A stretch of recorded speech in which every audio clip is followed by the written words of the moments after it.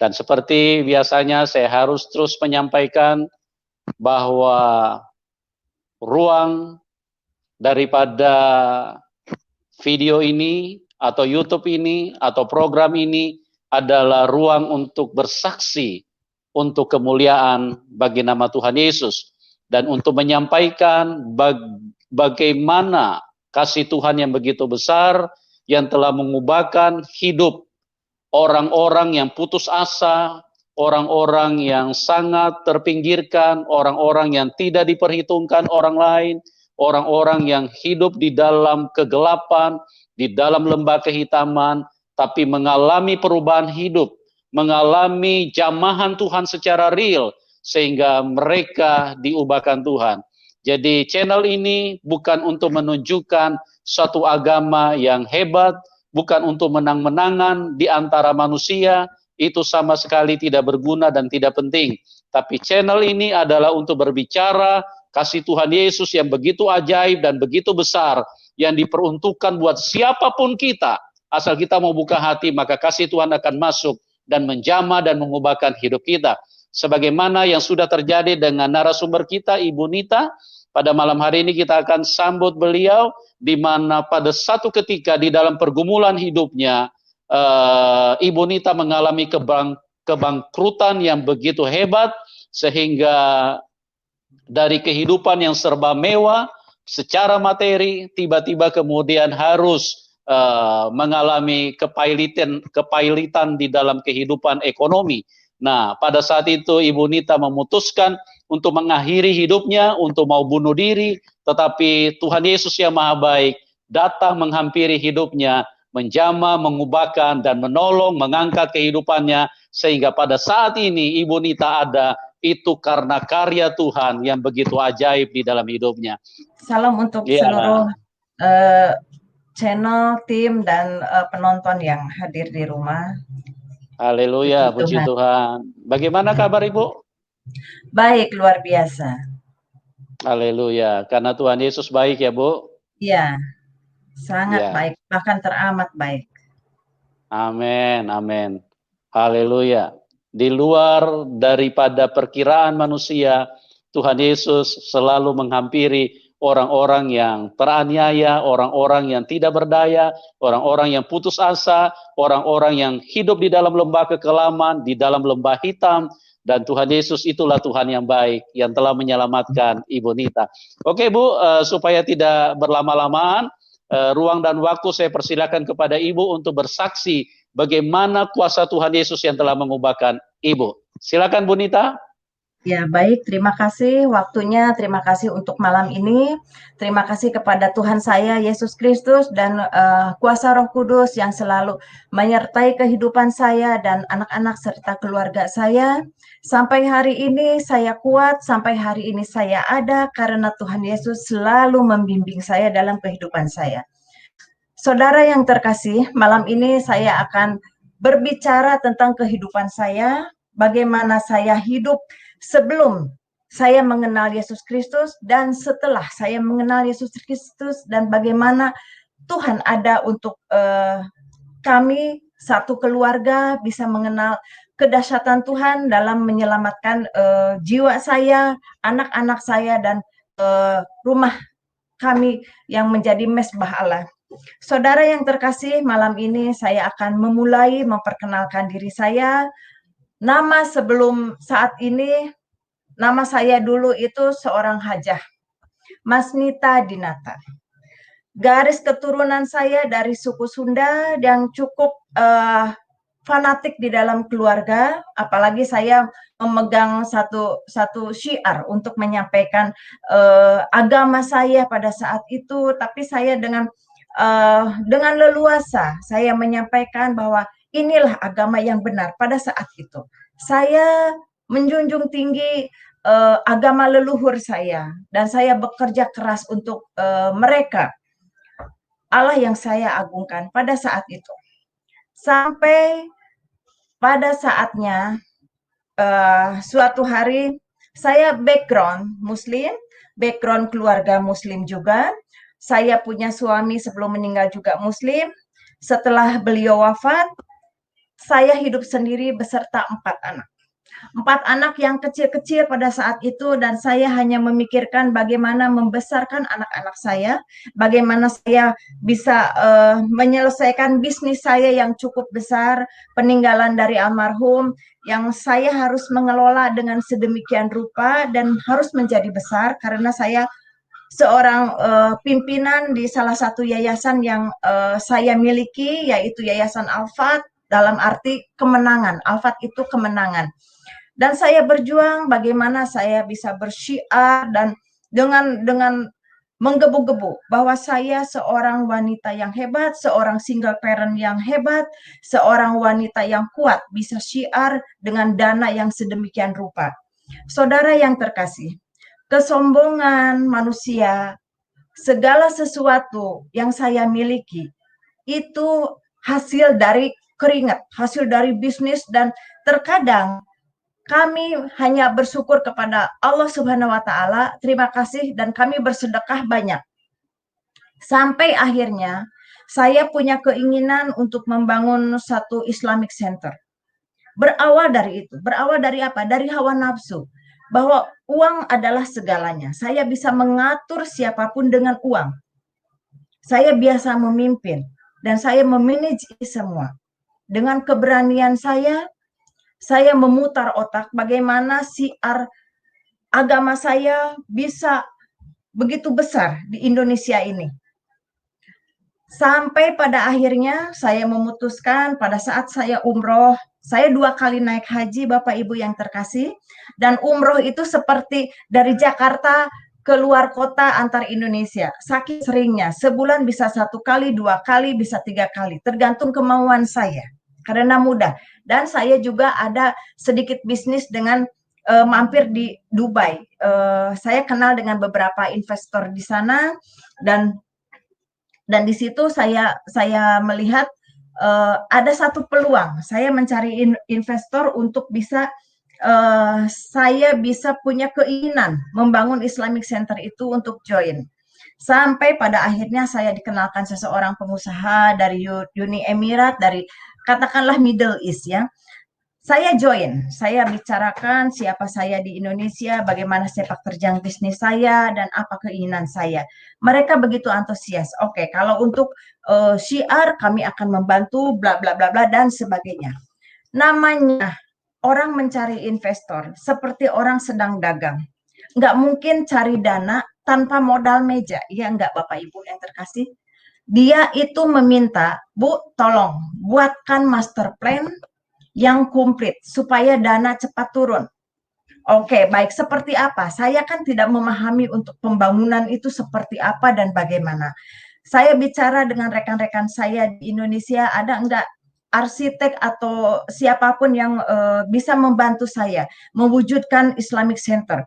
Pada tertarik, semua tertarik, termasuk orang-orang yang tadinya memang dia bukan Muslim, katakanlah non-Muslim. Pada saat itu saya haji. Non-Muslim ini jadi satu target bagi saya.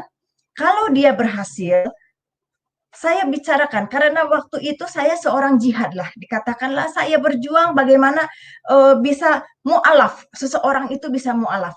Sampai akhirnya orang itu mau, dan Bu, saya akan buatkan gambarnya, gambar masjid, gambar ini, gambar itu, dan lain sebagainya. Nanti di pertengahan saya akan bukakan bagaimana master plan itu, bagaimana seed plan itu. Malam ini saya akan bicarakan bagaimana kasih Tuhan menjangkau saya dan rekan-rekan saya yang akhirnya kembali kepada Kristus. Semenjak itu saya begitu semangat untuk melobi. Berapa dana yang saya habiskan, saya tidak peduli. Yang jelas Islamic Center saya harus berdiri dengan segala kekuatan. Saya harus menjadikan ini real seperti itu. Jadi ada kesombongan, ada hawa nafsu bahwa semua itu kalau orang punya dana, kalau orang punya duit, sampai saat ini sepertinya dunia ada di tangan. Sampai pada akhirnya semua sudah beres, saya sudah membayar banyak hal di sini, bahkan sampai miliaran pada saat itu. Saya mulai proyek itu tahun 2002. Sampai 2 tahun kemudian, 2004, saudara yang terkasih, apa yang terjadi? Rencana kami, rencana saya bukan rencana Tuhan. Rancangan yang saya rancang begitu indah ternyata bukan rancangannya Tuhan. Sampai akhirnya pemutusan hubungan sepihak dari Middle East itu kepada saya. Saudara, apa yang terjadi? Saya tidak merancang untuk bangkrut. Saya merancang untuk hal-hal yang baik, yang indah, dan spektakuler menurut saya. Tapi ternyata di balik ini semua ada rencana Tuhan yang luar biasa. Ada rencana Tuhan Yesus yang begitu menyayangi saya. Bagaimana kehidupan saya sebelum mengenal Kristus, saya begitu punya kasih, saya banyak bersedekah. Tapi hal-hal kemanusiaan saya, kedagingan saya itu begitu besar. Bagaimana Tuhan Yesus begitu sayang kepada saya, sampai semua dihancurkan. Pada saat itu yang ada di pikiran saya, seperti kiamat Bapak Ibu yang terkasih, saya seperti jatuh dari langit yang ketujuh. Saya tidak tahu karena rencana dan rancangan saya itu begitu bagus, begitu sempurna. Tapi ternyata ini yang saya alami. Saudara tahu kepada siapa saya marah? Yang pertama, bukan kepada Middle East itu, bukan kepada orang-orang yang membantu saya, tapi saya marah kepada Tuhan saya, kepada Allah Subhanahu wa Ta'ala. Saya begitu marah sekali. Padahal di Alkitab sebelumnya dikatakan orang yang berjihad itu akan Tuhan lindungi, bahkan akan berlimpah-limpah. Tapi kenyataannya bukan berlimpah-limpah, yang ada saya habis, saudara. Habis total. Saya pinjam uang teman juga, saya jual rumah, jual apa yang saya punya. Saudara yang terkasih, yang saya miliki terakhir hanya 4 anak. Saya tidak punya apa-apa lagi. Dari serba ada menjadi serba tidak ada. Sampai saya terakhir baju-baju saya, baju muslim saya, kerudung saya, semua itu yang mahal-mahal saya lelang habis hanya untuk makan. Semua yang ada saya jual hanya untuk menutup utang.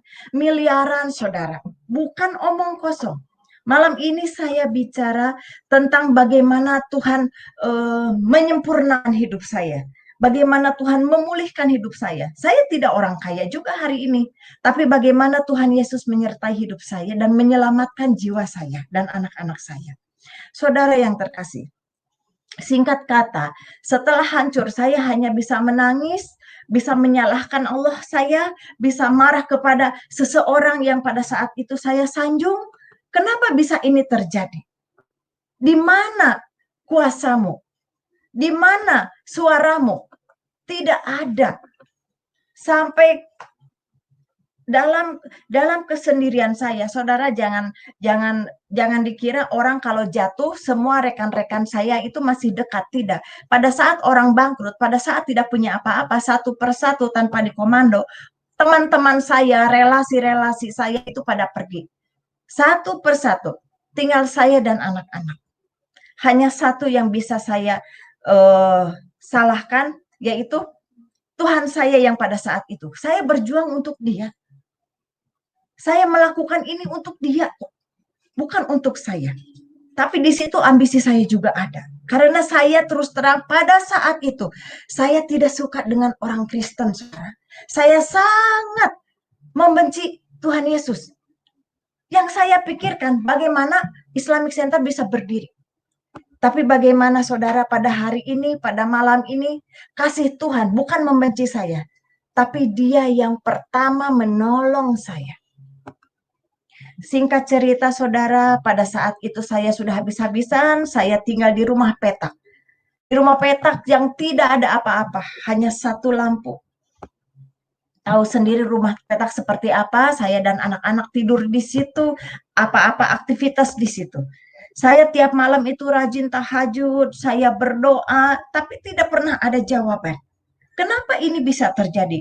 Kekecewaan, kemarahan, putus asa, dan sebagainya berkecamuk di dalam rumah petak itu. Tidak ada yang menolong saya. Relasi saya pergi semua, teman saya pergi semua, orang-orang hebat dari organisasi-organisasi relasi saya juga tidak ada yang datang karena tahu Ibu Haji bangkrut. Islamic Centernya nggak jadi. Beda dengan sebelumnya, semua mengaku saudara, mengaku teman, dan siap membantu. Seperti pasukan. Tapi begitu komandannya hancur lebur, tanpa dikomando mereka pergi saling menyelamatkan diri. Tapi yang ada pada saat itu, bagaimana saya melangsungkan hidup dengan anak-anak, dengan uang yang tersisa dari miliaran saudara, tinggal 15.000. 15.000 perak mau beli apa? Bagaimana hidup saya besok? Sudah tidak ada lagi yang bisa saya makan. Satu persatu saya jual untuk bisa mempertahankan hidup. Sampai akhirnya suatu malam saya sudah sangat putus asa, sangat letih untuk berteriak kepada Tuhan saya. Saya capek menangis dan saya capek minta tolong kepada rekan-rekan yang ada hinaan. Mungkin salah jalan kali, mungkin begini-begini. Beda dengan pada saat saya punya uang, dikit-dikit request money. Tapi setelah ini semua, oh kamu mungkin salah jalan. Saling menyalahkan. Saya bilang sudah cukup. Tidak ada yang salah, ini kesalahan saya. Sampai uang habis pun segala sesuatu pun salah. Karena saya tidak tahu untuk apa saya bekerja. Untuk apa saya membuat Islamic Center. Yang pada akhirnya seperti ini. Saudara yang terkasih, dengan uang 15.000 perak itu, dan saya melihat anak-anak, bagaimana ini ke depannya. Suami sudah meninggal, kalau seandainya saya tidak ada, bagaimana nyawa anak-anak saya? Siapa yang akan membesarkan mereka? Sebagai seorang ibu, saya bertanggung jawab penuh. Yang ada di pikiran saya, pada suatu malam, saya sholat tahajud. Dengan kemarahan saya begini, ya Allah, ini sholat saya yang terakhir. Di dalam sholat tahajud saya. Istikharah pun sudah tidak ada jawaban. Sholat saya yang terakhir yaitu tahajud. Ya Allah, ini sholat saya yang terakhir. Besok mau ke surga, mau ke neraka, saya sudah tidak peduli. Yang ada saya ingin mati beserta anak-anak saya. Saya tidak mungkin mati sendiri. Saya punya tanggung jawab untuk anak-anak saya. Saya udah nggak peduli, mau ke neraka, mau surga, udah nggak peduli. Mau kemana kayak urusannya. Saya lipat itu mukena, saya lipat itu sajadah. Saudara yang terkasih, saya orangnya yang komitmen. Kalau saya sudah berbicara ya atau tidak, inilah saya. Saya lipat semuanya, saya singkirkan, cukup sampai di sini. Ibadah saya, menyembah saya. Tidak ada hal lain lagi. Uang 15.000 itu saya lihat dan besoknya saya langsung ke toko terdekat membeli racun serangga, obat nyamuk cair. Saya beli waktu itu kurang lebih mungkin 9.000, harganya masih ada sisa kembali, dan saya berpikir udah untuk malam, acara malam, bukan sholat lagi, bukan minta tolong lagi, bukan minta apa-apa lagi, yang ada acara massal, bunuh diri massal. Itu yang ada di pikiran saya. Sampai akhirnya saya tidak ada rasa deg-degan. Saya hidup udah pasrah. Itulah kalau dikatakan di titik nadir saya. Saya udah nggak bisa apa-apa lagi. Cuman yang tersisa hanya sebotol cairan, obat nyamuk, dan anak-anak. Dan waktu yang tersisa. Dan saya tidak mau minta tolong kepada Allah saya, kepada siapapun lagi. Saya stop semuanya. Sampai malam itu terjadi, saya kepada anak-anak, yuk kita pada bobok. Cepetan deh kita bobok siang. Kenapa Bu harus bobok siang? Gak apa-apa, pokoknya kita harus tidur siang. Gak usah malam-malam lagi, gak usah bermain. Anak saya waktu itu kecil-kecil sekali. Saudara yang terkasih, ini kejadian lampau sekitar 15 tahun yang lalu, 16 tahun yang lalu, ini kejadian. Anak saya juga kecil-kecil. Sampai akhirnya anak tertidur, saya menunggu waktu. Saya rumah petak juga di kampung, mojok supaya tidak dilihat orang. Kalau orang bangkrut, siapapun gak ada yang mau dekat. Saya mojok, benar-benar gak ada yang tahu. Tetangga juga gak ada yang tahu, hanya kenalan RT setempat, ya tetangga kanan kiri juga yang namanya rumah petak, tukang-tukang dagang, ya pikulan-pikulan begitu, itu membuat saya hancur, hati saya hancur. Biasa hidup berkelimpahan, sekarang harus bertetangga dengan mereka, membuat saya merinding. Itulah saat titik nadir di hidup saya. Sampai malam itu tiba. Biasa saya sholat tahajud pukul 3 sebelum azan subuh, saya udah dungdeng sholat. Sampai akhirnya pada saat malam itu, jam 2 malam, saya mulai aksi.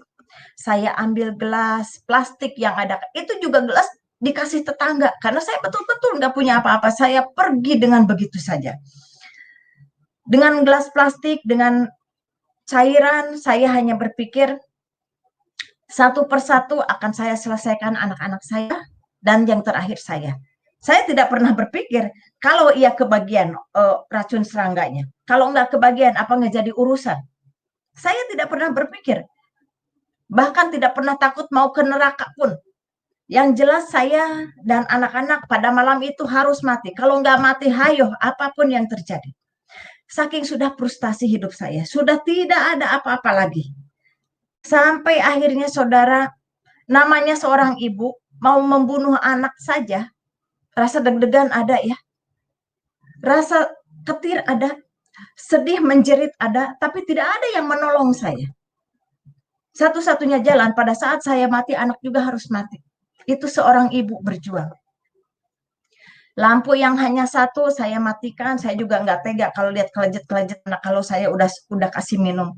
Tapi itu yang terjadi di hidup saya sekian tahun yang lalu. Saya matikan itu lampu. Saya tidak berdoa apa-apa karena saya juga komitmen, saya tidak mau doa apapun. Bahkan saya sudah keluar dari yang lama juga. Tapi saya tidak mau yang lain, saya mau mati, itu saja. Saudara yang terkasih, bagaimana detik-detik saya sedang mempersiapkan gelas itu, bagaimana saya mempersiapkan racun serangga, sementara anak berjejer tidur di ubin, tidur di karpet, ya bekas-bekas karpet-karpet tipis seperti itu. Dengan terguncang, dengan sedih, dengan keadaan sadar dan tidak sadar, saya mau melakukan ini, saudara, dalam kondisi gelap gulita, hanya bau aroma dari obat nyamuk itu, saya sudah mulai mengucurkan itu. Saudara, itulah titik di mana seseorang menyelamatkan saya. Pada saat saya mengeluarkan air dari obat nyamuk itu, dalam kondisi gelap gulita, dalam kondisi saya tidak tidur, seseorang hadir di hadapan saya. Karena pada saat itu saya hanya memejamkan mata dan mengucurkan obat nyamuk itu ke gelas. Bagaimana seseorang ada di hadapan saya, berbaju putih, berkerudung putih, bersinar, hanya mengatakan, datanglah ke rumahku, maka aku akan menolongmu. Saudara, saat itu saya terhenti dan saya hanya mengatakan, siapa kamu? Dia hanya 2 kali berbicara. Datanglah ke rumahku, maka aku akan menolongmu. Hei, kenapa Tuhannya orang Kristen yang datang? Tuhan saya mana? Allah mana? Yang satunya mana? Yang biasa saya agungkan. Kenapa kamu yang datang? Kenapa Tuhannya orang Kristen yang datang? Hanya cahaya yang bersinar. Dan saya tipikal pimpinan yang keras, bukan mimpi. Mimpi saya tidak percaya. Tapi ini kenyataan. Ini gelas masih ada, ini botol masih ada. Saya mengatakan itu, kenapa saya tahu ini Tuhannya orang Kristen? Karena ada beberapa karyawan saya yang orang Kristen akhirnya mualaf. Dan setiap saya datang ke rumahnya, ini siapa? Yesus ini siapa? Saya nggak suka sama dia. Tapi pada saat titik nadir itu, pada saat hidup dan mati itu, justru dialah yang menolong saya satu-satunya. Saya mengatakan, kalau memang kamu mau menolong saya, tolong pelihara saya dan anak-anak. Tapi saya mau cari tahu dulu ajaranmu seperti apa. Saya tipikal orang yang seperti itu. Bukan langsung percaya, saudara. Bukan langsung, oh iya, saya akan ikut. Tidak, saudara. Saya seperti sedang negosiasi. Karena memang orang bisnis begitu. Nggak langsung percaya, segala sesuatu harus dipikirkan juga. Termasuk mau bunuh diri juga, saya harus negosiasi. Dan saya harus mengklaim saya sudah tidak mau ibadah lagi yang dulu. Itu harus saya ambil keputusan. Nah, pada malam itu saya mengatakan, tolong pelihara saya dan anak-anak. Maka saya akan cari tahu dulu, ajaranmu seperti apa. Saudara, itu saya simpan, saya menangis, saya menjerit pada saat itu tengah malam. dalam kondisi gelap gulita, ayat kursi saya baca, mungkin ini setan, mungkin saya sedang stres, mungkin saya sedang depresi, namanya orang bangkrut, namanya orang mau bunuh diri. Ayat 5, ayat 7, sapu jagat, semua itu, tengking-tengking, iya. Soalnya saya juga, maaf saudara, saya dari Banten. Yang begitu-gitu pengusir setan, kita biasa ngilmu, dulu juga saya ngilmu, makanya kadang orang sedikit segan karena saya banyak isinya. Dulu seperti itu, karena memang saya kuat untuk hal-hal seperti itu, kuat puasanya, kuat sholatnya, kuat zikirnya. Itu pada masa itu. Malam itu, hal yang menjadikan saya merubah dalam segalanya. Saya memutuskan, saya menyimpan gelas dan botol itu. Saya menangis, habis saya doa-doa di dalam ayat kursi, ayat 5, ayat 7, doa sapu jagat, doa apapun. Saya baca, saya hanya bisa menangis. Ternyata saudara, orang itu tidak ada. Saya buka mata tidak ada. Tapi yang ada hanya satu yang dia tinggalkan di hati saya. Saudara tahu apa yang dia tinggalkan? Bukan segudang emas, bukan uang bertumpuk, tidak. Hanya satu harapan. Harapan yang saya juga tidak tahu apa itu. Yang ada, saya akan hidup kembali. Tapi hidup seperti apa saudara? Uang 15.000, tinggal 6.000. Bagaimana saya mau hidup? Tapi saya punya harapan bahwa saya akan bangkit lagi. Tapi bangkit seperti apa saya juga tidak tahu. Mungkin jadi pengusaha lagi, duit dari mana? Bisnis dengan siapa? Itu tidak mungkin. Tapi saya seperti ada sesuatu harapan, saya punya kehidupan yang berbeda.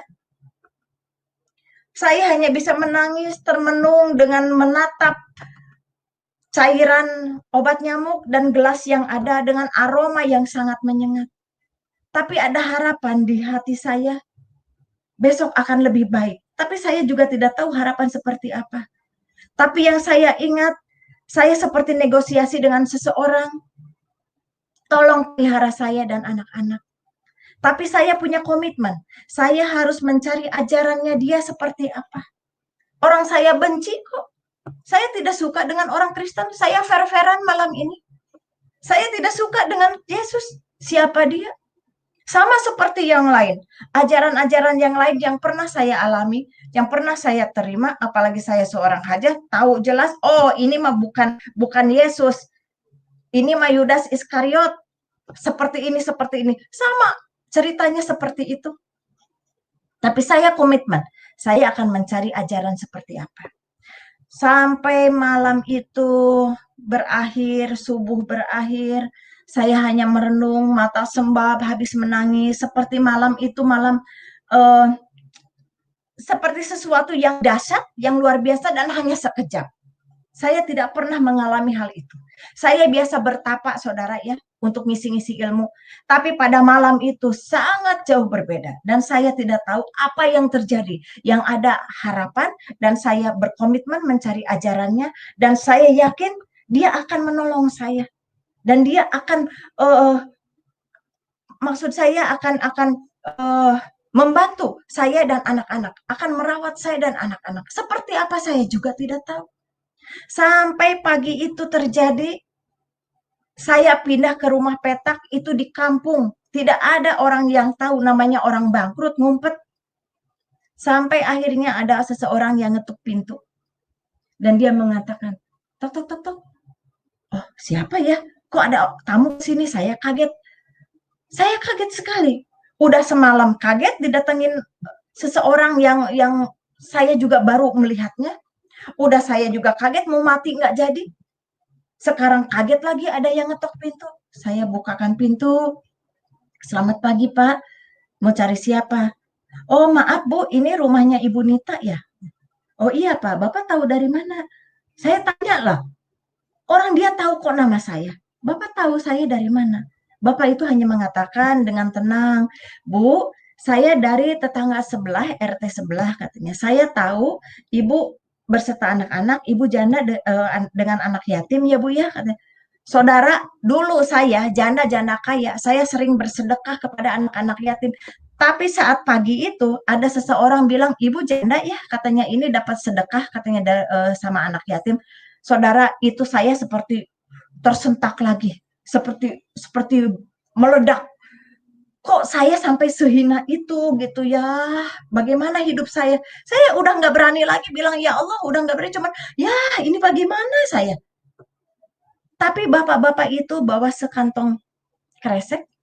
"Ibu," katanya, "ini ada jatah ibu untuk ibu dan anak-anak," katanya. "Kami dari RT sebelah, jadi ibu mohon ini diterima." "Oh baik Pak, terima kasih." Yang ada di pikiran saya harus ngasih makan anak-anak, udah selesai. Si bapak itu siapa namanya, saya juga tidak menanyakan. "Baik Pak, terima kasih." Saya tutup pintu. Saya hanya merenung. Ini apa lagi? Kejutan apa lagi? Saya udah nggak ada yang bisa dimakan, sisa uang malah dari 15.000 tinggal 6.000. Sekarang ada seseorang yang datang, udah malamnya ada yang kaget juga datang ke saya. Sampai mau mati pun saya nggak jadi. Saya buka itu kresek, saudara. Sembako dari seseorang yang dikasih, plus ada amplop. Saya buka isinya 25.000. Biasalah sembako ya, ada beras, ada yang lain-lain. Dan saya tidak tahu siapa yang mengirim. Tapi saya tegaskan, saudara yang terkasih, Bapak Ibu yang terkasih, dari seluruhnya, saya memilih Kristus bukan karena sembako ini ya, tapi karena ada harapan dan keselamatan yang Tuhan Yesus tawarkan kepada saya, dan saya mengikuti ajarannya dengan begitu luar biasa. Ini hanya menyelamatkan pada saat itu. Tapi saya tidak mencari ini. Tapi seseorang datang menyelamatkan saya pada saat itu. Kembali saya bercerita. Saya punya uang 25.000, punya sisa uang 6.000. Saya orang bisnis. Bagaimana saya bisa melanjutkan hidup? Saya punya sembako yang ya mungkin hanya 1 minggu. Dengan 4 anak yang cukup kecil-kecil. Saya harus kasih makan mereka. Saya berpikir dengan uang yang ada, saya harus berputar otak. Bagaimana saya melangsungkan hidup saya. Nggak mungkin dong seseorang menunggu lagi. Oh, saya nunggu orang bersedekah lagi. Nggak mungkin. Saya harus berjuang. Sampai saya berpikir, saya tahu memasak, saya tahu bikin sesuatu, dan yang murah, yang ada di pikiran saya, bagaimana saya menjual susu kacang kedelai. Karena dulu saya pernah ekspor kacang kedelai, saudara. Ke Kopti juga saya isi kacang kedelai, ekspor juga iya. Saya pernah ngajarin orang, ayo bikin susu kacang. Tapi saat itu yang ada di pikiran saya harus bikin susu kacang untuk menyelamatkan saya. Modal segitu. Saya ke tetangga, pinjam blender, saya ke pasar, jalan kaki, pakai sendal jepit. Dulu turun naik mobil, ada bodyguard segala, tas ada yang nenteng, namanya Ibu Haji orang kaya. Sekarang ke pasar jalan kaki, pakai sendal jepit, gembel. Jangan tanya kerudungan. Jangan tanya yang lain. Apa ada saudara saya, rekan-rekan saya yang nanya, "Kamu udah makan belum?" Yang ada, kenapa Bu Haji jadi begini? Mungkin stres, mungkin depresi. Tapi saya nggak peduli. Saya ke pasar, orang melihat dengan mata sebelah, orang buang muka, kadang orang saya punya uang di orang juga mau ditagih orang tutup pintu, kebalik ya. Saya mau cari uang saya aja orang tutup pintu. Dulu orang ngantri cari uang ke saya. Tapi saat itu tidak ada satupun yang datang. Saudara yang terkasih, waktu itu saya beli kacang kedelai itu 1/4 1.000 perak. Karena saya kan harus beli yang lain. Kacang kedelai 1.000 perak, plastiknya, karetnya saya minta tuh saya potong-potong. Saya ngaduk-ngaduk, saya pinjam blender ke tetangga, saya mencoba dengan hancur hati saya, saudara. Maju mundur, ini pengusaha, ini businesswoman sekarang harus nenteng plastik. Jualan susu kacang. Saya bikin itu antara maju mundur, kalau saya maju bagaimanapun saya punya gengsi, saya manusia. Kalau mundur, anak-anak siapa yang mau kasih makan? Bagaimana saya punya hidup? Karena saya punya harapan, saya harus hidup lagi. Tapi apakah saya mau jadi penjual susu kacang?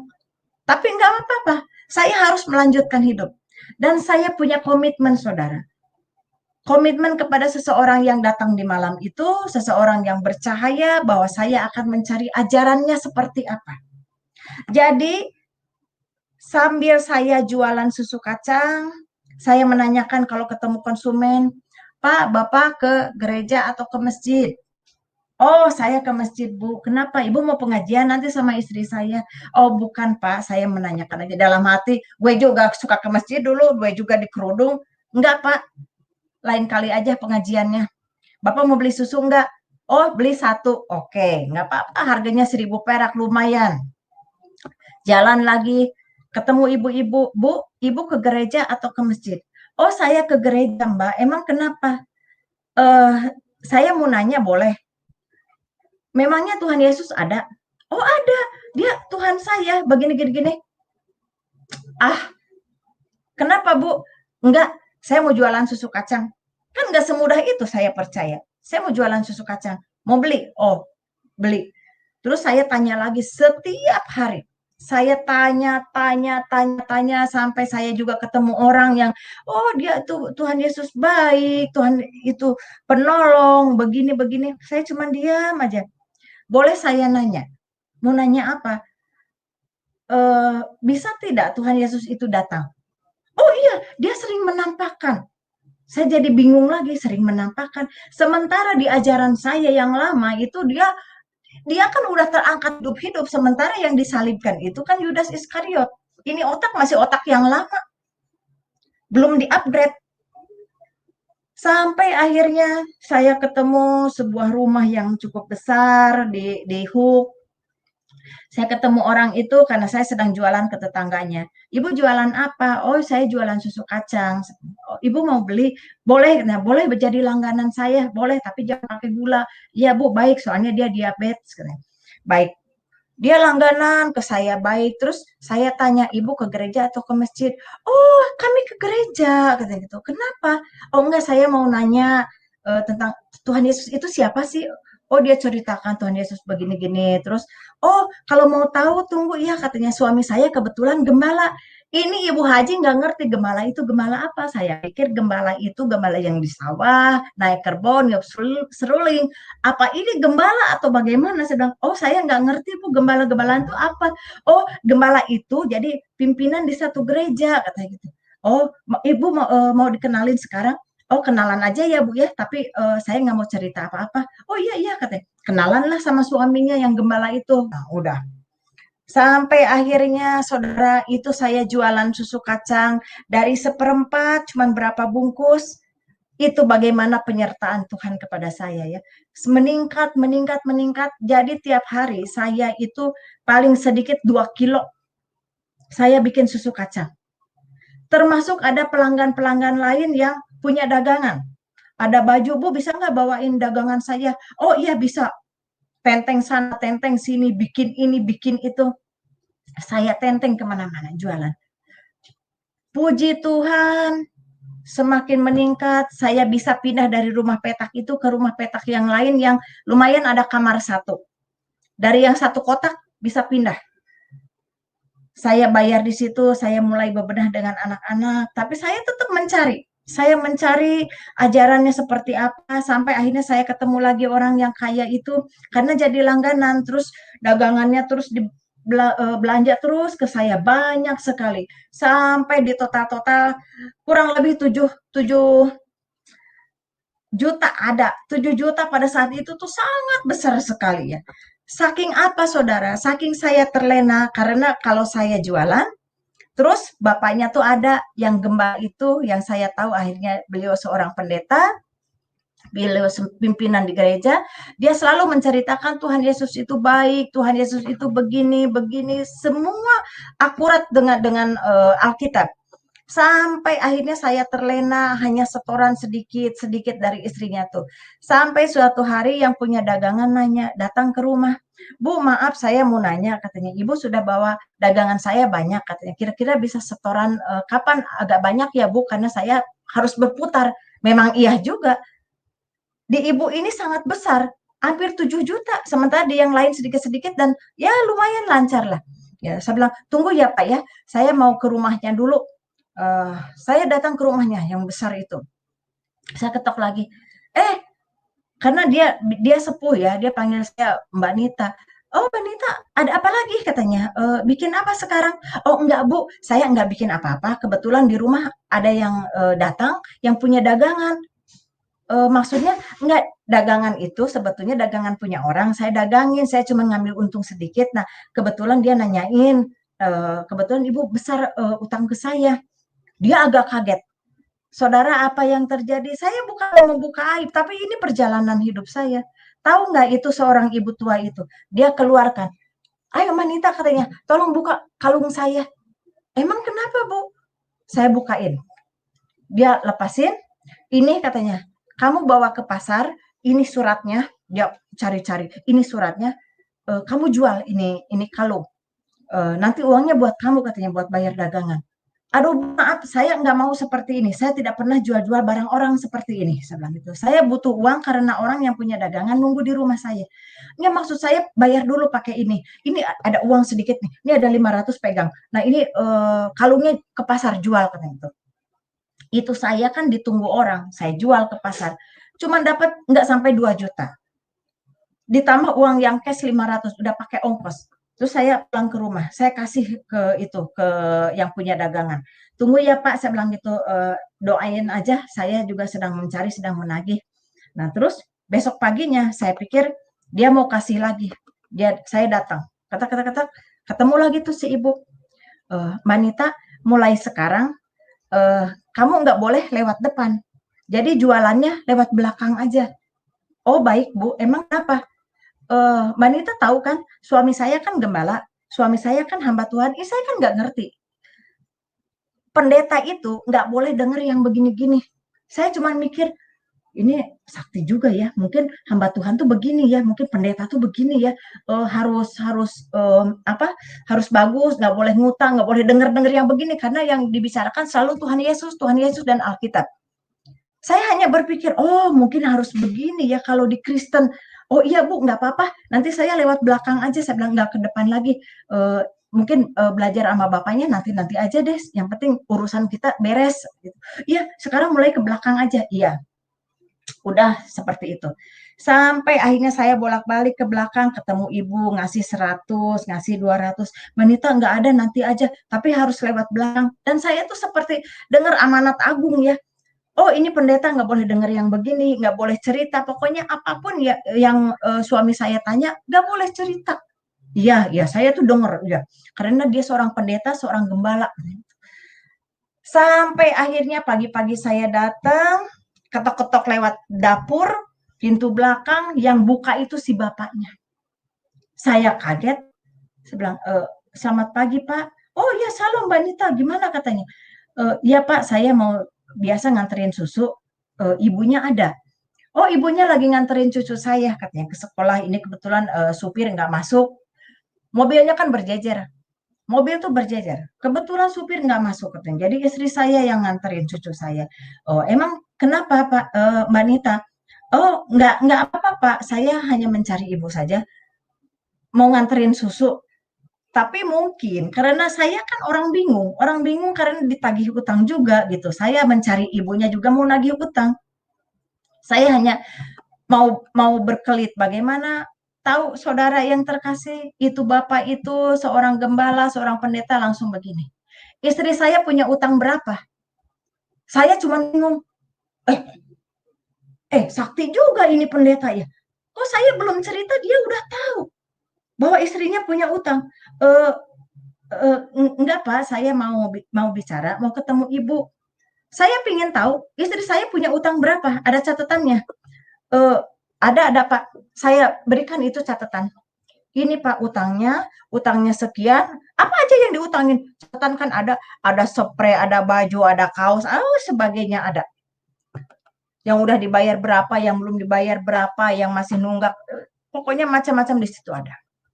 Saudara yang terkasih, itulah manusia. Saya pikir dia seorang yang sakti, dia bisa tahu, saya pikir dia seorang yang bagaimana ya, yang hidupnya tuh betul-betul dengan Tuhan tuh seperti, menjalin erat. Tapi begitu lihat catatan, mukanya itu sudah berubah. Nggak lama kemudian datanglah mobil istrinya tuh. Begitu masuk, lihat muka bapaknya itu udah berubah merah, istrinya datang, baru juga buka pintu, baru aja nurunin kakinya satu, bapaknya udah teriak, ngan kesini kau, begini gede. Itu saudara yang saya bikin kaget. Semua yang dari Ragunan turun. Saya cuman shock. Loh, kok bisa seperti ini? Saya cuman kaget seperti dua orang yang berbeda. Beberapa hari yang lalu dia mengajarkan dengan kelemah lembutannya seperti apa, tapi pada saat itu di pagi-pagi itu saya harus melihat ini semua seperti seorang yang membuat saya shock terapi. Sampai saya bilang gini, ibu saya tidak menceritakan ini semua, tapi bapak yang menanyakan kepada saya, oh ya Nita, nggak apa-apa sih, ibunya udah gugup, udah nangis di situ, udah maki-maki, terus ada anaknya yang laki jadi ngamuk, jadi nonjok pintu atau lemari, bakbuk rame seperti itu. Saya cuma nanya, oke deh, kalian kalau mau berantem, cuman ini siapa yang mau bayar? Terus kata bapaknya tuh, saya masa bodoh, saya tidak akan membayar ini semua. Cari aja yang lain. Saya nggak mau bayar ini, kamu bayar, ke istrinya seperti itu. Nah, istrinya seorang ibu tua, tapi memang perlente. Saya bagaimana lagi? Ini siapa yang mau saya tanyakan? Siapa mau bayar? Sama semua juga. Akhirnya udah mereka masuk ke dalam, saya cuma bengong dengan bercucuran air mata. Saya berjalan melewati sela-sela mobil, berjejer 4 mobil, saudara. Saya lewatin mobil itu dengan menangis. Saya bilang, bagaimana ini bisa terjadi? Udah saya susah, baru dagang seperti ini. Dikasih lagi susah. Saya cuma berpikir, saya duduk di bawah pohon sambil bawa dagangan dan apa masih ada yang saya belum lakukan. Mungkin saya kurang sedekah, mungkin saya memang harus habis total. Tapi saya udah habis-habisan ini. Yang ada tinggal tanggungan utang. Saya hanya berpikir, ya saya harus punya tanggung jawab, saya akan membayar utang ini.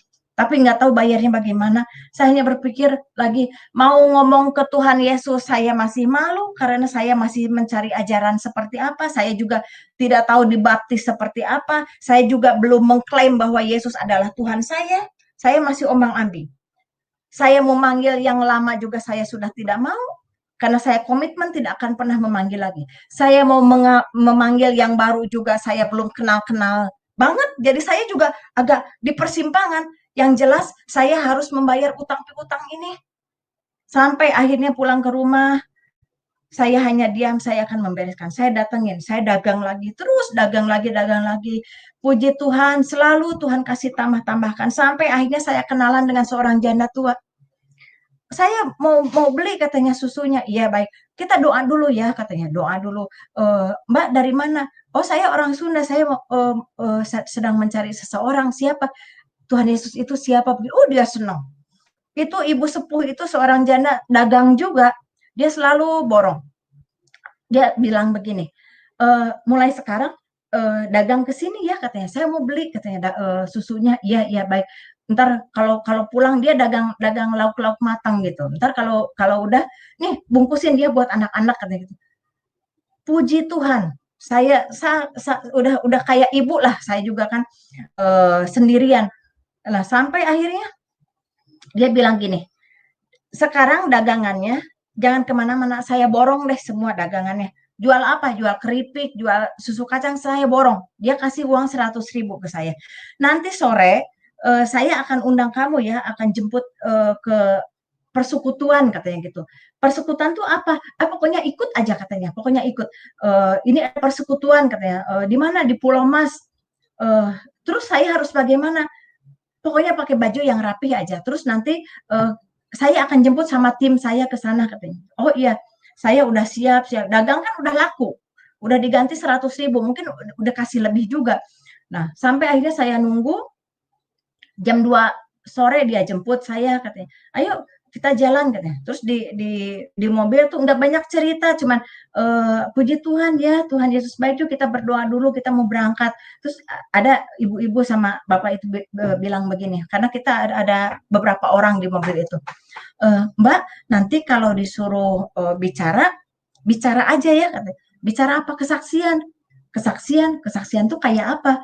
Orang Muslim nggak ada cerita kesaksian. Kesaksian tuh kayak apa ya? Pokoknya cerita aja tentang ketemu dengan seseorang itu, kata yang malam-malam itu kan Tuhan Yesus. Oh, emang itu Tuhan Yesus ya? Iya, pokoknya cerita aja katanya gitu. Nanti kita akan dengar semua. Oh ya udah, nanti saya cerita deh gitu.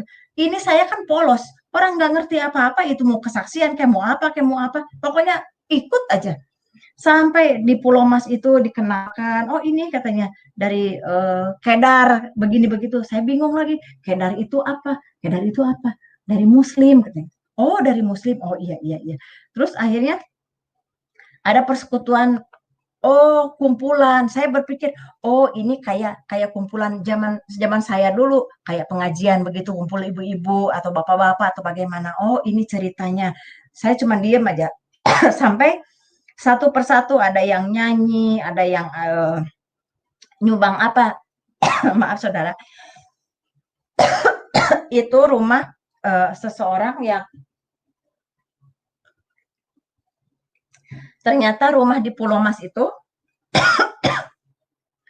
dulunya dia kerja konjen kerja di Austria, selesai tugas pulang ke Indonesia, bikin persekutuan jadi kayak ucap syukur gitu. Kalau kalau di Islam dulu kayak syukuran gitu.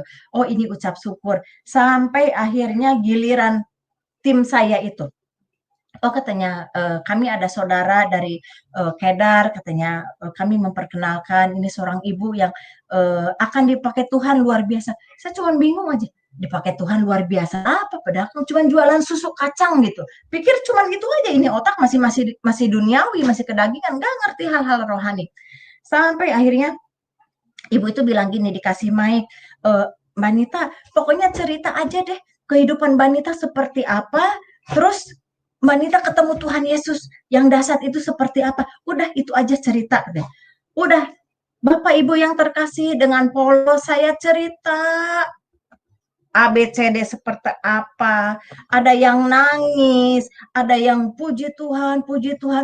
Saya semakin bingung, ada apa ini? Ada yang kuasa Roh Kudus itu di situ begitu luar biasa.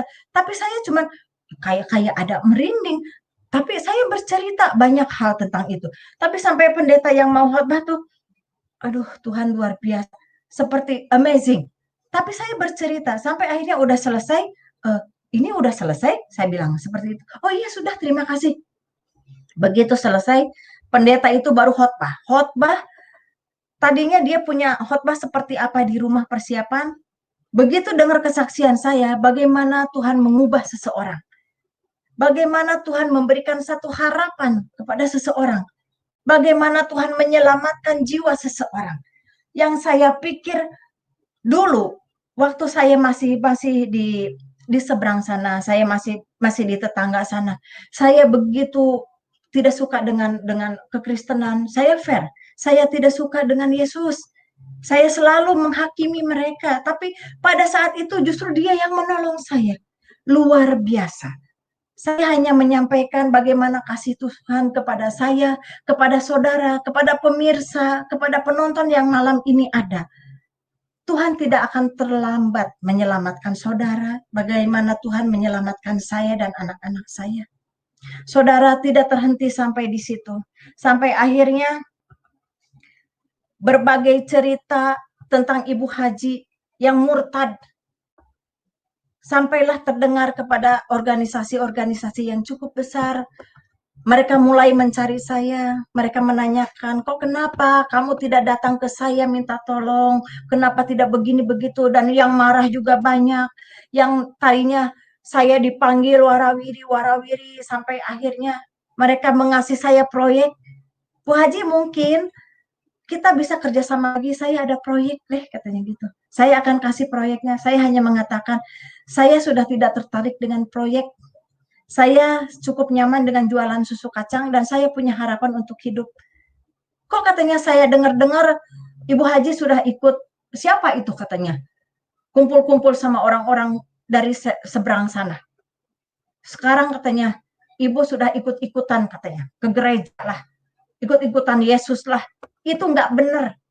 Itu nggak ada Yesus-Yesusan, itu hanya cerita. Saya hanya mengatakan, sebetulnya saya tidak ikut Yesus, saya tidak ikut Kristen, tapi Tuhan Yesus, Tuhannya orang Kristen, masuk di hati saya. Dia memberikan harapan kepada saya di saat tidak satupun orang yang sanggup menolong saya. Bahkan Tuhan saya di masa lalu. Tidak ada relasi pun yang datang kepada saya. Semua menyingkir. Hanya Dia, Tuhan Yesus, yang saat ini saya kenal. Hanya Dia yang datang kepada saat saya di titik nadir yang paling dalam. Pada saat saya hidup dan mati. Bahkan saya rencana mau membunuh anak-anak saya supaya mereka tidak terlantar. Mungkin ibu harus berobat, mungkin ibu harus tenang dan sebagainya. Saya bilang mohon maaf, saya berterima kasih mau diberikan proyek, saya berterima kasih dirangkul kembali, tapi saya punya komitmen, saya sedang mencari ajarannya Tuhan Yesus dan saya akan terus mencari ajarannya yang benar untuk hidup saya, tidak untuk yang lain.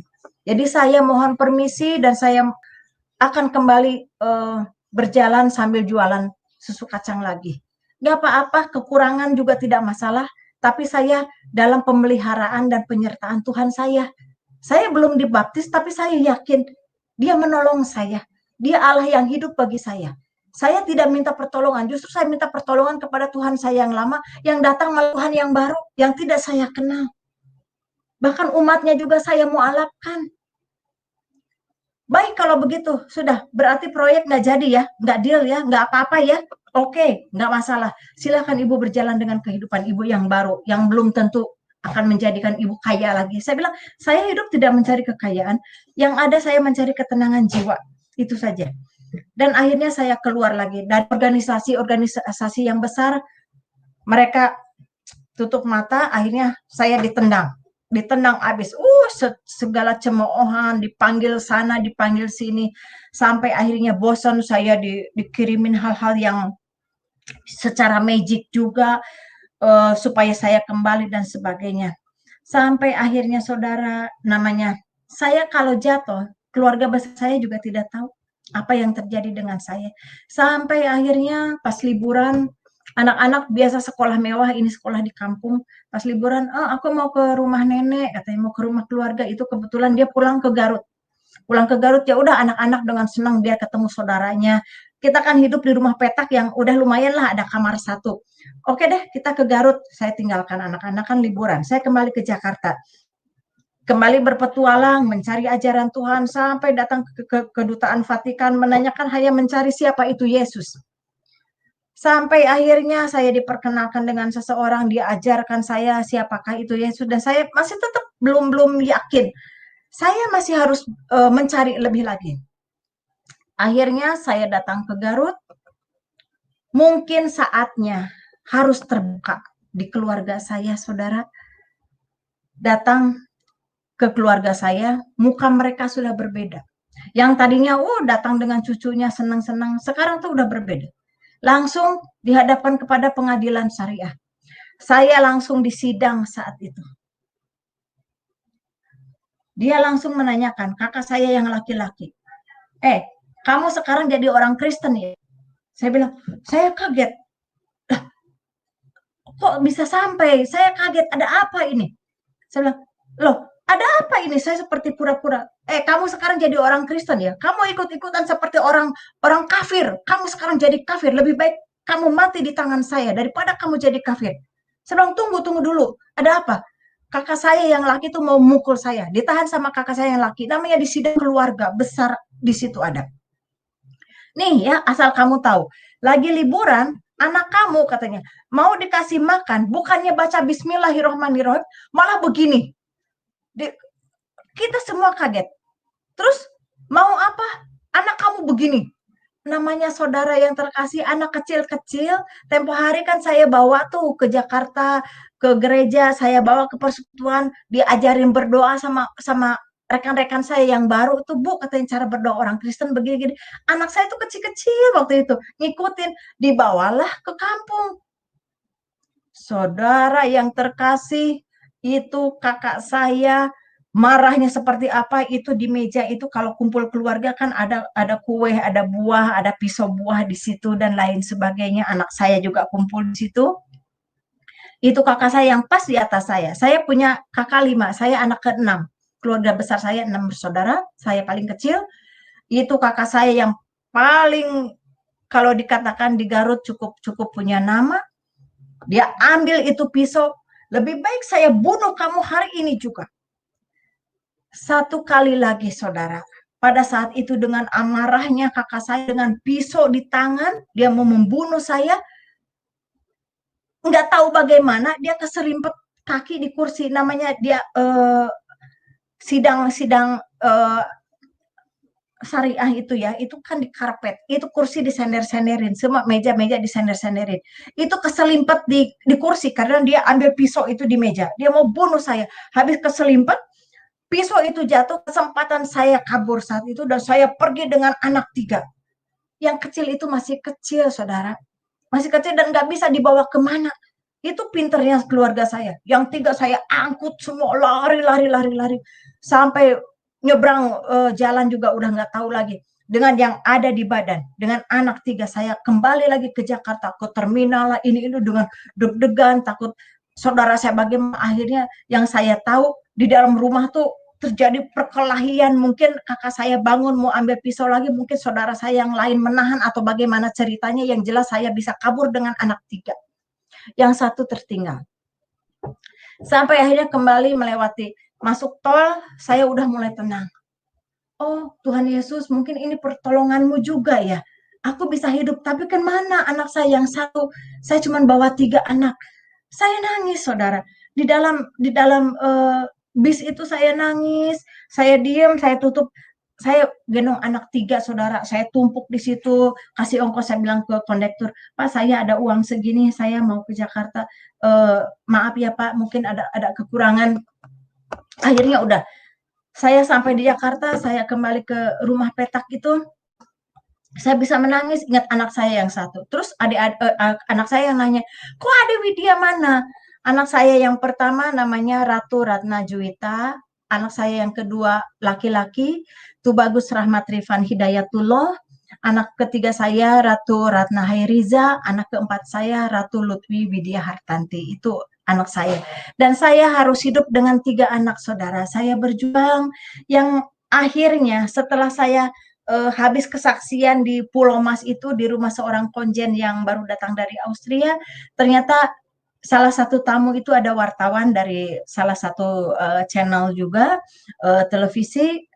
Dia kontak saya diundang lagi, saya syuting lagi di Solusi, sering undang saya narasumber. Dari situ satu persatu saya pikir habis jualan susu kedelai, Tuhan mau menjadikan saya pengusaha lagi. Tapi ternyata tidak. Saya diundang ke sana kemari, tiap hari saya rendam kacang semalaman saudara. Besoknya itu enggak jadi saya giling kacang. Soalnya besok paginya tuh dijemput orang kemana? Untuk kesaksian bagaimana menciptakan Yesus. Terus saya mau bikin lagi, udah enggak bagus. Akhirnya saya buang. Tapi bagaimana cara Tuhan memberkati saya? Itu puji Tuhan, akhirnya saya bisa dari rumah petak 1, saya pindah ke rumah 2 kamar. Saya bebenah di situ sama Tuhan, saya pingin ada doa di sini, pingin hidup normal, tapi saya juga belum dibaptis, bagaimana ini ya? Itu satu penyerahan diri harus total. Kalau saya mencintai seseorang, kalau saya mencintai Yesus, dia sudah memelihara saya sudah komitmen. Dia sudah menyertai hidup saya, berarti saya harus sepenuhnya menyerahkan hidup saya. Ini juga pergumulan. Terkadang masih ingat masa transisi iman itu tidak mudah, saudara. Kalau saya ambil keputusan dibaptis, berarti saya harus total meninggalkan muslimah saya yang lama. Berarti tek-tek bengek yang masuk ke neraka dan lain sebagainya itu akan terjadi pada saya. Bagaimana? Bapak kamu kan sudah meninggal, pasti langsung masuk ke neraka juga. Udah kayak tahu aja dia di akhirat seperti apa. Tapi saya komitmen, saya harus total kepada Tuhan, saya harus dibaptis, saya harus menyerahkan hidup saya, dan saya harus mengikuti Yesus seperti apa. Sampai akhirnya, karena seringnya dipanggil sama organisasi-organisasi yang besar, karena saya punya link juga cukup besar, akhirnya saya dikenalkan dengan seseorang Dialah yang menyelamatkan saya dan anak-anak. Dia bawa saya ke Ambon. Bu, katanya, saya tidak ada apa-apa, saya hanya beli tiket dari Angkatan Udara. Ibu naik Hercules aja ya ke Ambon, nanti di sana ada yang jemput. Ibu istirahat dulu di sana, Ibu belajar tentang Tuhan Yesus. Kalau sudah komitmen, Ibu sudah benar-benar Ibu menyerahkan diri total kepada Tuhan Yesus. Itu alangkah jauh lebih baik supaya Ibu selamat. Terus saya berpikir, terus gimana kontrakan saya? Ibu jangan berpikir itu.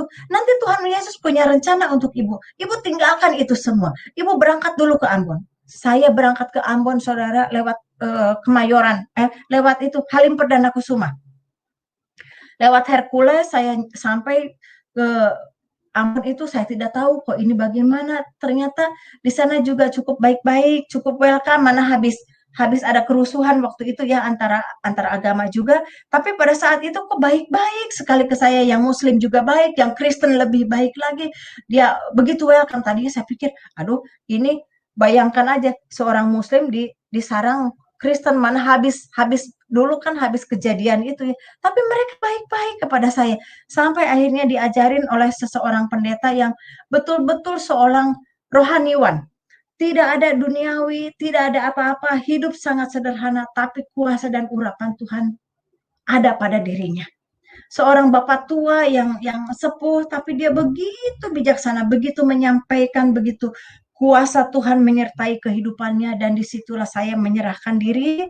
Saya minta ingin dibaptis, tapi sebelum dibaptis harus ada pergumulan, harus melepaskan hal-hal.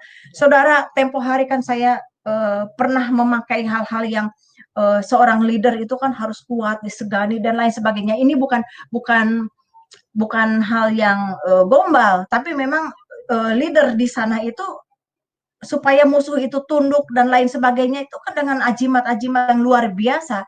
Itu harus dimusnahkan, harus dihilangkan dalam hal betul-betul dikosongkan.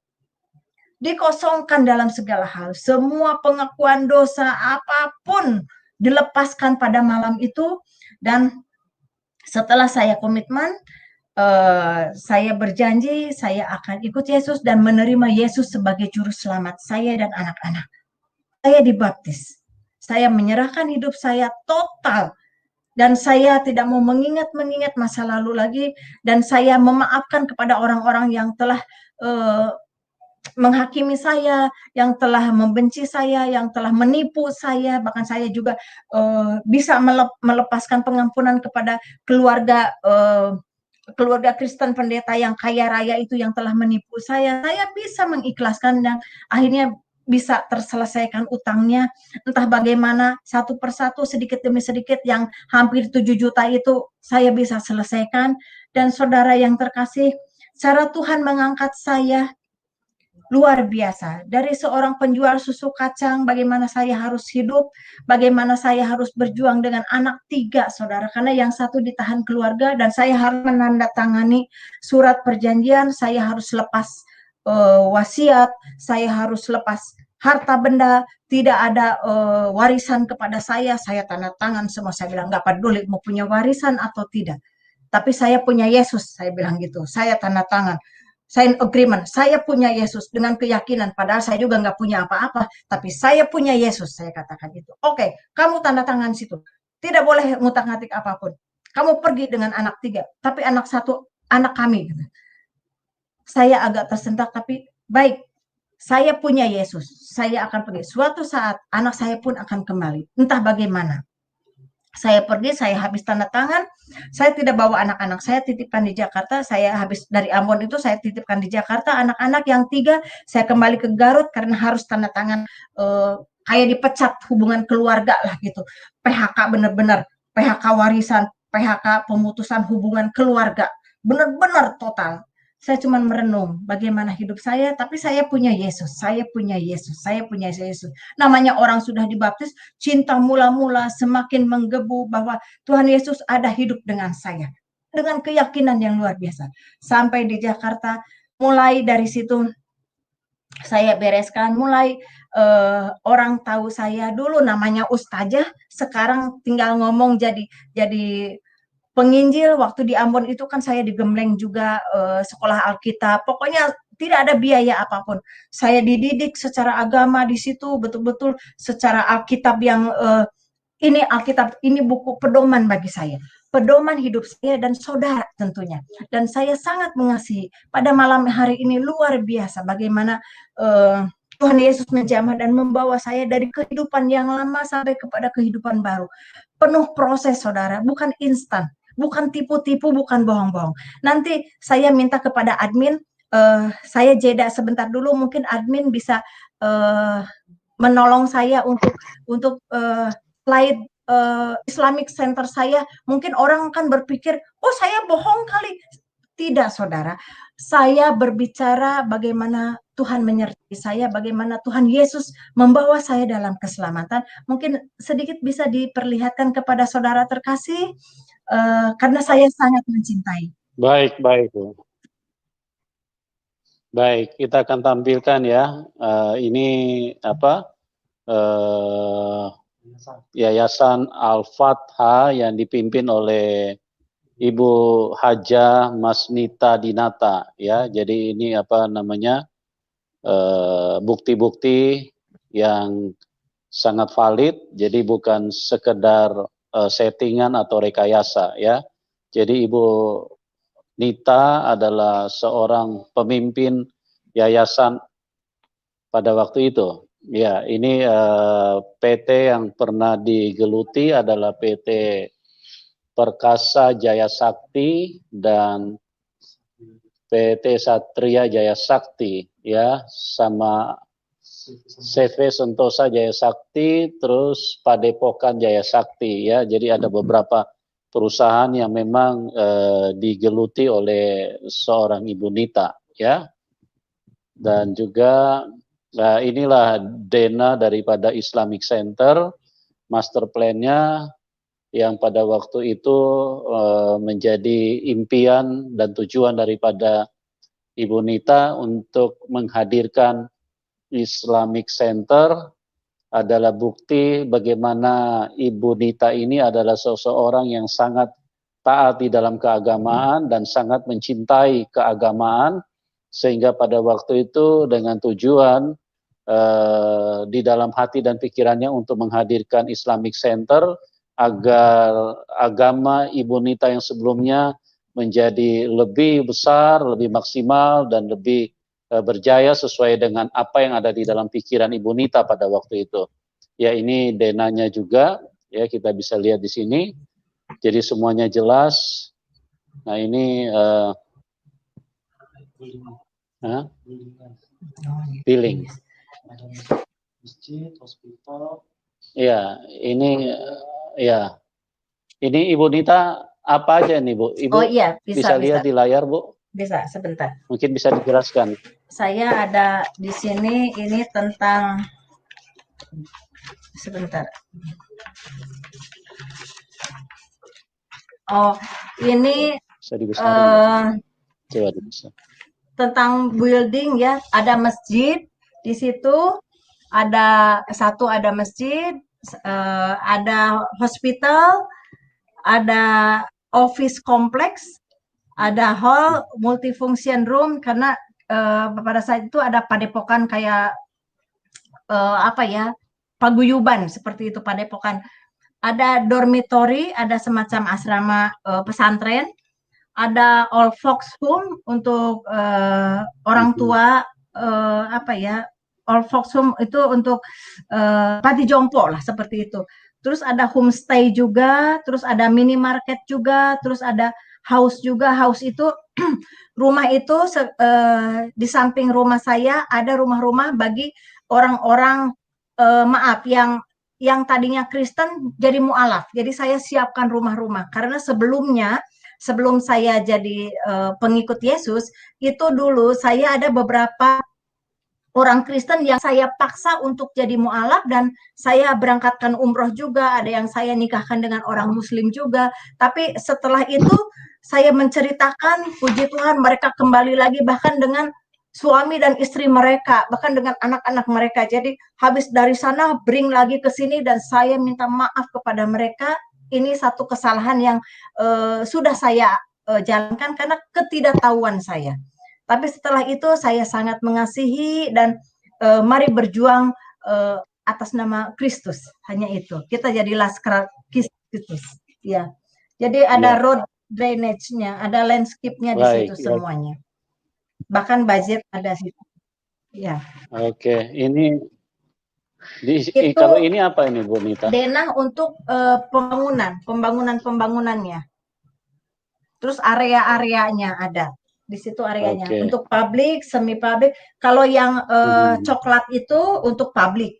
Kalau yang biru, yang semi publik itu untuk masjid dan homestay, sama untuk orang tua panti jompo. Terus untuk private itu home untuk orang yang mualaf pada saat itu. Ya.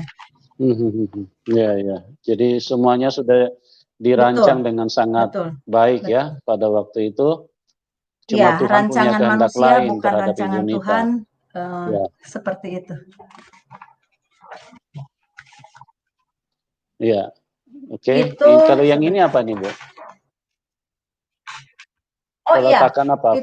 Fondasi ya, foundation. Peletakan batu pertama waktu itu, sebentar. Nah, project sheet-nya. Jadi zona konsepnya, terus sirkulasi konsep, landscape, karena master plan ini saya bawa ke Middle East ya, ke Uni Emirat Arab untuk promosi gitu. Karena ini seperti jualan. Untuk bentuk ini saja satu buku gini itu pada tahun 2002 itu harganya 32 juta ini. Dan saya membayar arsitek itu sekitar 2 miliar pada saat itu. Kan beda.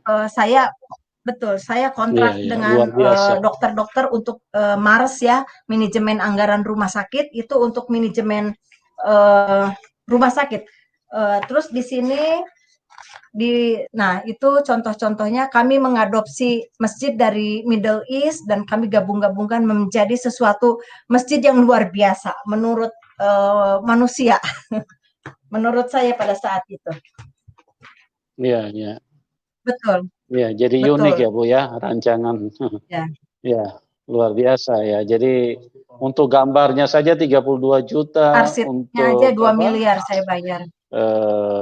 Arsiteknya 2 miliar. Jadi ini proyek yang sangat besar pada waktu itu dan mungkin pada waktu itu menjadi kebanggaan dari Ibu Nita karena ya pada saya waktu itu ya. berkeinginan khususnya Jawa Barat itu ingin semuanya orang Muslim.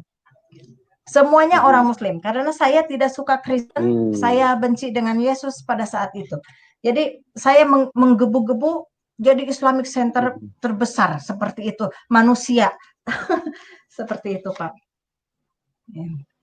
Nah, ini work schedule untuk building, infrastruktur dan landscape itu sudah sempurna, semuanya sudah sempurna.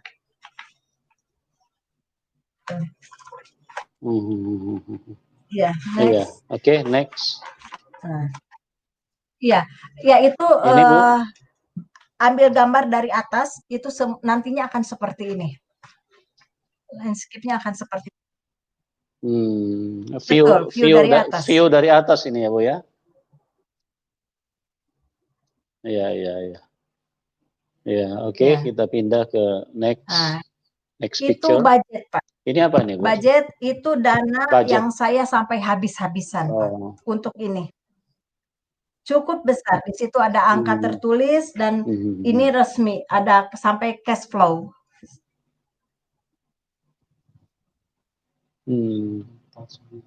Ya, apa 149 apa nih? Miliar apa?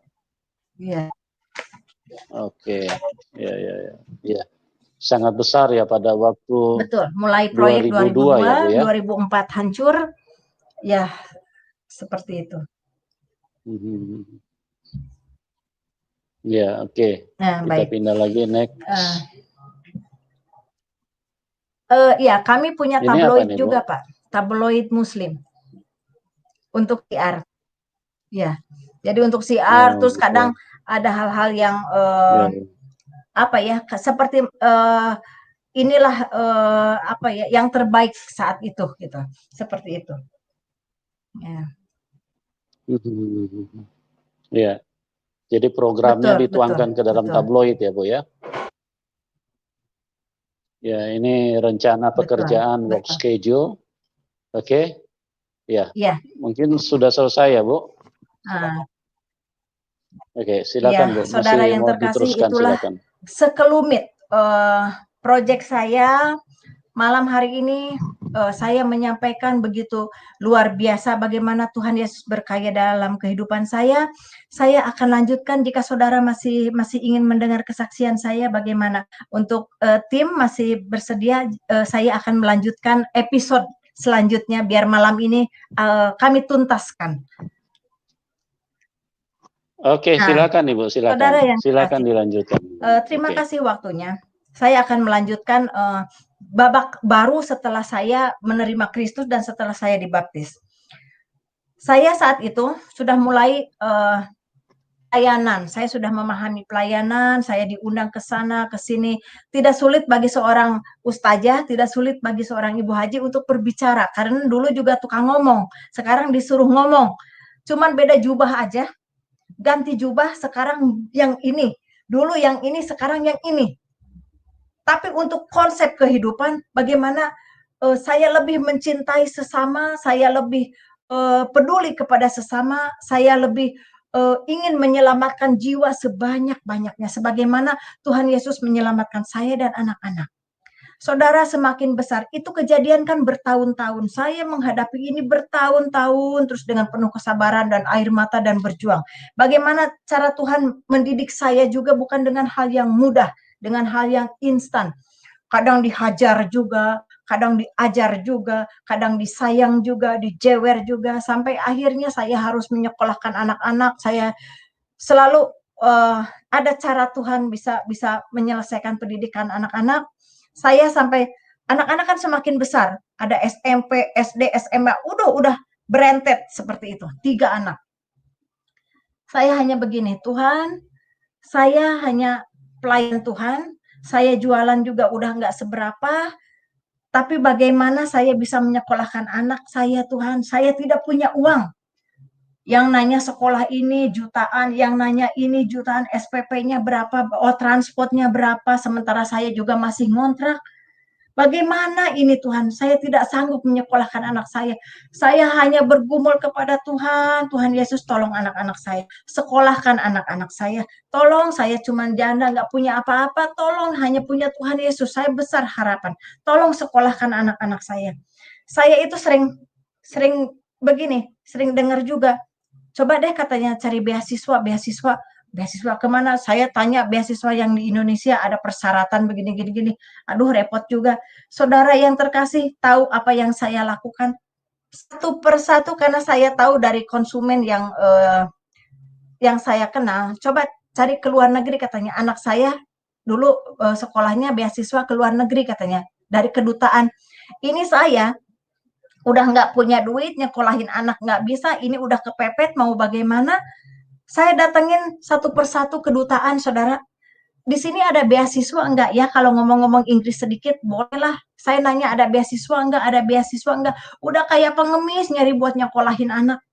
Sampai akhirnya saya ketemu orang, Bu katanya, tuh di Jerman ada beasiswa buat nyekolahin seperti itu katanya gitu. Nanti ada keterangan surat tidak mampu dan lain sebagainya. Oh, saya semangat. Sampai akhirnya saya coba daftarin anak saya. Kamu mau nggak sekolahin ke Jerman? Aduh, gimana? Udah di sini hidup susah, apalagi di sana. Di sana kita punya Tuhan. Sekolah ke sana. Akhirnya, udah dari situ saya coba bikin data, ngumpulin ijazah anak saya dan lain sebagainya. Saudara, jangan dikira semua mulus. Yang menghina juga ada. Katanya, cuman anak penginjil nyekolahin anak ke luar negeri kayak pengusaha aja, emangnya punya duit gitu. Itu banyak sekali gitu. Tapi saya nggak gentar. Saya punya Yesus. Dia kan mau nyekolahin anak saya begitu. Saya daftarin anak-anak. Terus saya kumpulkan. Sampai akhirnya, Bu katanya surat dari universitas di Jerman ada. Loh, kok bisa ya? Tapi di situ harus ada garansi katanya. Harus ada harus ngasih uang jaminan kata gitu. Uang jaminan dari mana? besar pula waktu itu, berapa euro gitu ya. Aduh, uang dari mana ini? Tuhan, Engkau yang menyekolahkan anak saya. Engkau juga yang akan membiayai anak saya juga. Tolong udah kebuka jalan sedikit-sedikit, tolong saya Tuhan. Jangan setengah-setengah, tolong full.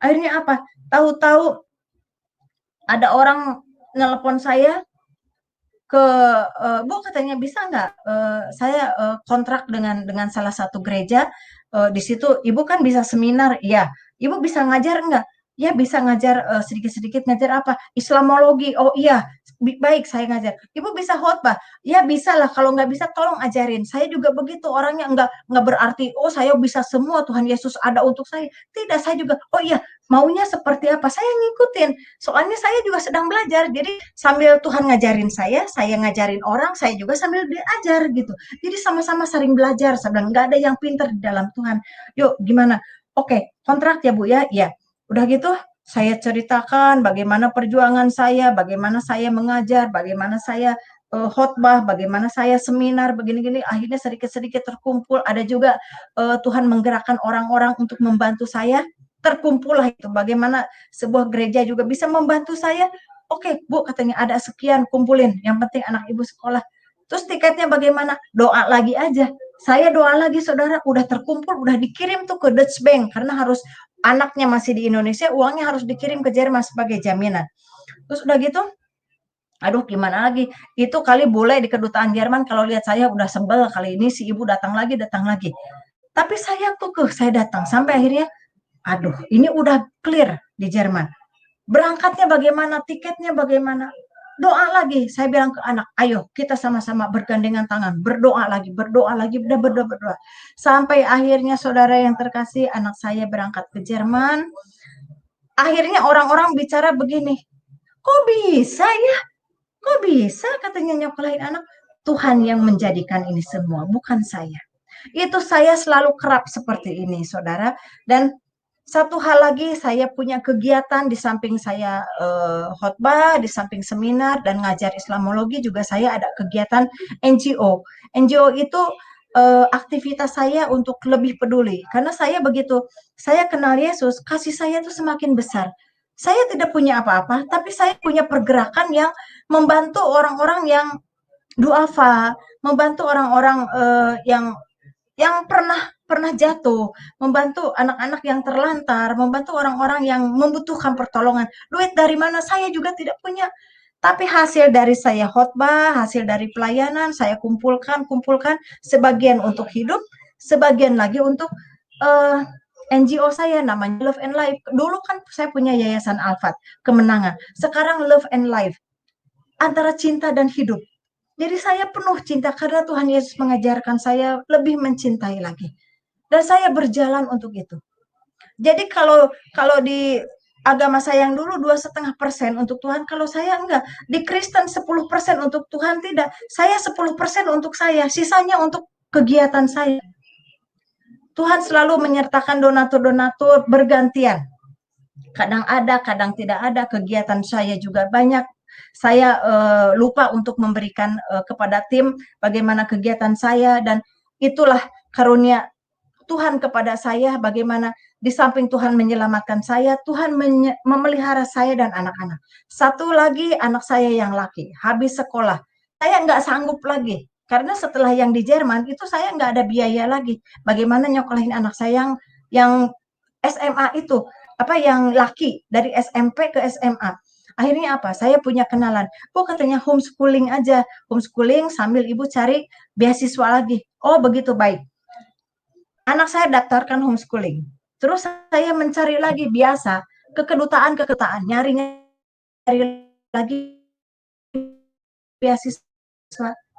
Kali saya bukan yang pakai jaminan, saya udah nggak punya duit, udah nggak mau lagi berbicara tentang uang untuk nyekolahin anak. Akhirnya saya dapat dari kedutaan Rusia tanpa jaminan uang. Yang penting nilai bagus, anak saya juga puji Tuhan, pinter-pinter. Saya gembleng juga luar biasa. Ayo, kamu berjuang. Ini Rusia tidak ada uang jaminan. Kamu harus sekolah ke sana. Anak saya yang laki bengong aja. Waktu itu umur masih 16 tahun, saudara. Saya suruh pergi ke Rusia. Coba, ini ibu gila apa? Tapi saya yakin Tuhan akan menyertai anak saya. Dia punya rencana untuk anak saya. Dan ini kesempatan. Kamu tidak boleh menolak. Kita bergumul, kita doa puasa, kita sama-sama berjuang. Akhirnya dengan caranya Tuhan, tanpa jaminan dia berangkat ke Rusia. Ada juga seseorang pengusaha yang menolong bisa memberangkatkan dia dengan tiketnya, dengan segala bekalnya, pokoknya didandanin lah itu anak, karena saya juga harus, oh di Rusia tuh dingin, waduh harus beli baju-baju dingin dari mana, akhirnya dilengkapin lah, berangkatlah itu ke Rusia, umur belum sampai genap 17 tahun, berjuang, puji Tuhan sudah lulus master sekarang, IT, bahkan sudah bekerja di perusahaan Rusia juga. Itu cara Tuhan memelihara anak saya yang kedua. Yang ke-1 di Jerman sudah menikah, sudah punya anak 1. Yang ketiga, Tuhan titipkan yang luar biasa untuk saya.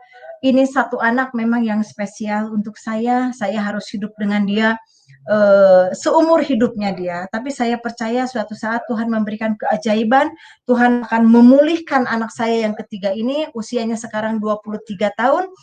Tapi dengan kondisi seperti umur 4 tahun, kadang berpikir seperti anak-anak.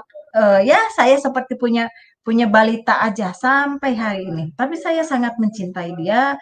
Saudara saya juga kakaknya yang di Jerman, di Rusia juga sangat mencintai. Dan satu hal lagi, bagaimana Tuhan menyatakan kebesarannya pada saat anak saya yang keempat.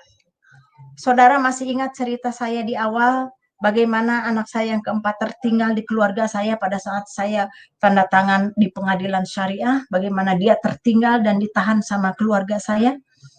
Saya tidak bisa bertemu dengan anak saya itu bertahun-tahun, tidak ada komunikasi, bahkan saya, mohon maaf, salah satu televisi Kristen membantu saya untuk datang ke Garut. Akhirnya terjadi sedikit bagaimana karena anak saya juga diambil paksa sama kakak saya, bahkan sekolahnya dipindahkan supaya tidak berhubungan dengan saya. Bertahun-tahun itu terjadi, seorang ibu yang rindu dengan anaknya hanya berdoa, dan saya bicara kepada kakak-kakaknya, ayo mungkin di Facebook, mungkin di media sosial atau bagaimana bisa ketemu adik kamu seperti ini. Sampai akhirnya saudara, di luar jangkauan manusia, di luar akal saya dengar kabar anak saya tuh udah dewasa, tumbuh dengan cantik, tapi dia masih muslim, karena di keluarga saya, di kakak saya, dan dia udah besar, udah waktu itu udah 19 tahun ketemu saya, bilang gimana kabarnya, saya bisa ke Garut, karena perlahan dan pasti keluarga saya mulai melunak. Cuman waktu itu marah karena kaget katanya. Tapi ya nggak sampai membunuh, ya karena kaget. Akhirnya mereka tuh minta maaf kepada saya. Nggak apa-apa, itu saya sudah memaafkan kok. Sebelum keluarga memaafkan, saya sudah memaafkan. Bahkan saudara, saya bisa mengumpulkan uang, saya bisa memberangkatkan ibu saya umroh. Ibu berangkat umroh karena belum pernah berangkat umroh, dan dia hanya bermimpi ingin ke Mekah gitu. Sementara kakak saya yang udah haji, yang udah dari muslim besar-besar yang punya uang pun tidak memberangkatkan. Tapi saya dengan sukacita, mama mau berangkat umroh, ayo berangkat umroh. Tapi habis memberangkatkan umroh kepada ibu saya, saudara, Tuhan membawa saya ke Israel. Ada pengusaha yang mengundang saya bawa ke Israel, ke Mesir, kemana, keliling-keliling. Seperti itulah, seperti apa ya, saya melakukan ini untuk ibu saya, berangkat ke Mekah, malah Tuhan memberikan yang lebih untuk saya. Saya dibawa keliling sampai bingung. Kemarin saya memberangkatkan ibu saya umroh, kok kenapa hari ini saya ada di Israel? Saya bingung, nggak ada uang sedikit pun, karena uangnya habis untuk umroh ibu saya. Tapi bisa sampai bolak-balik seperti itu. Sampai akhirnya anak saya menghubungi, ibu katanya, aku mau menikah. Oh, dengan siapa? Ibu datang ke Garut. Saya datang ke Garut. Ya, saudara mau tahu satu hal yang membuat saya kaget. Ternyata anak saya itu yang keempat itu sudah diadopsi kakak saya. Bahkan akte kelahiran, kartu keluarga, semua atas nama kakak saya. Dan itu bagi manusia mungkin tidak akan terjadi, bisa berbalik seperti itu. Tapi apa yang Tuhan Yesus lakukan untuk saya, yang bertahun-tahun saya menangis, ingin ketemu anak saya, ingin mengaku saya sebagai ibunya, itu waktu itu mau menikah ke KUA. KUA itu menanyakan, ini siapanya? Oh, ini uaknya, karena kami dari Sunda. Ini uaknya.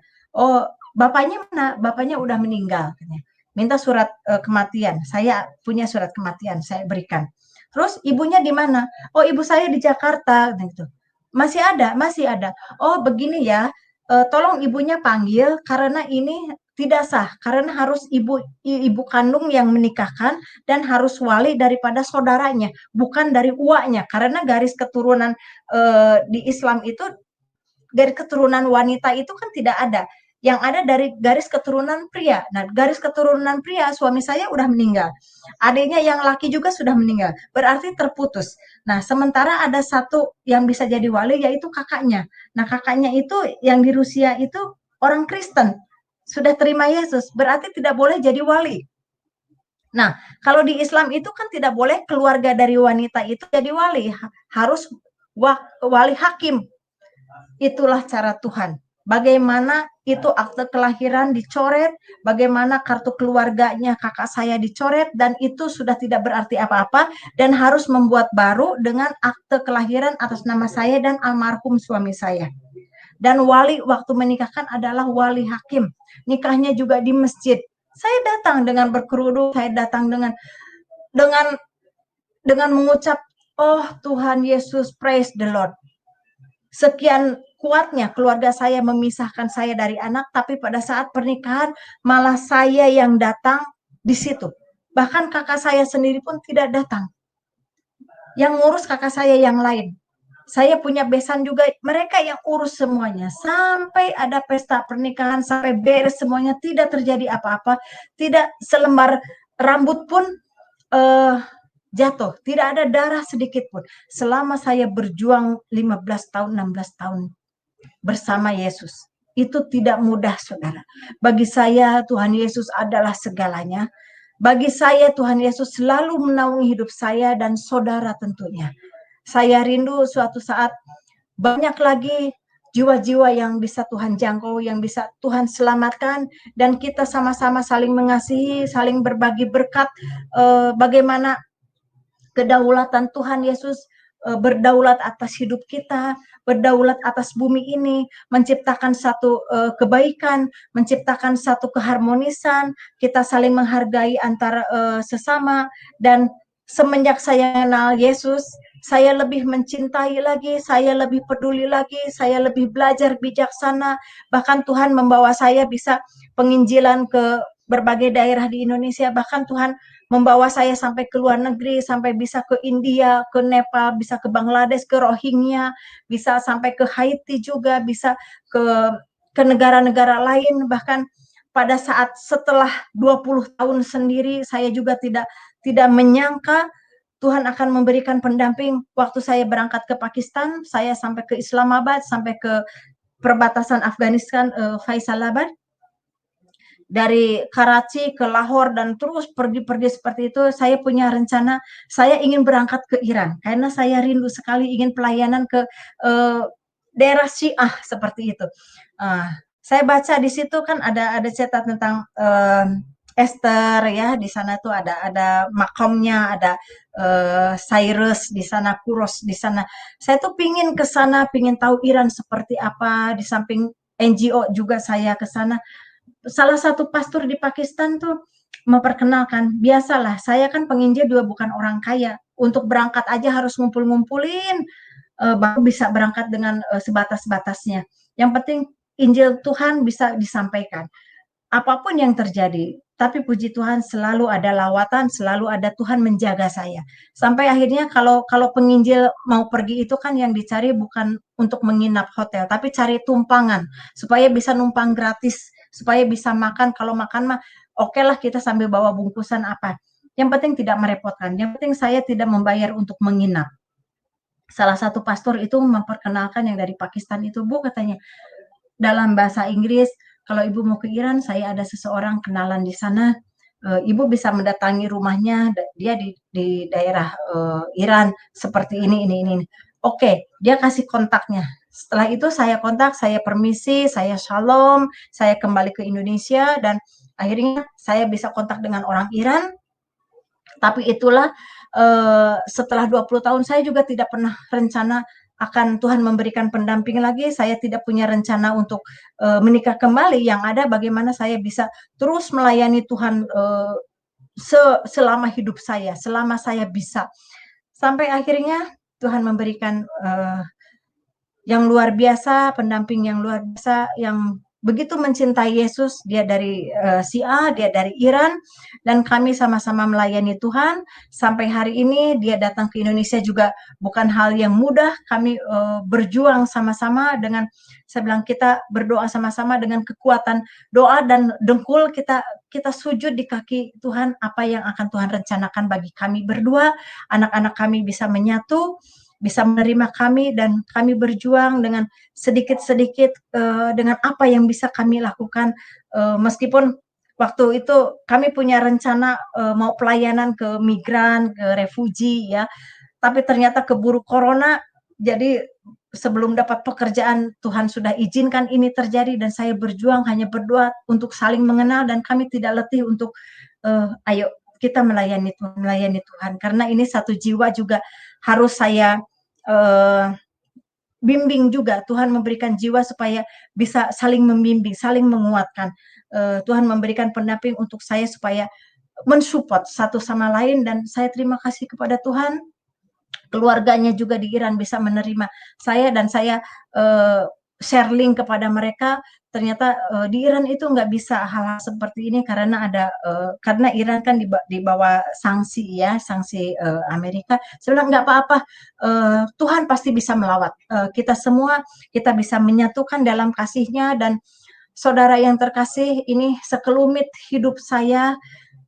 Kami saling mendoakan, saya mendoakan untuk pemirsa juga, untuk tim channel YouTube ini yang sudah memberikan waktunya kepada saya.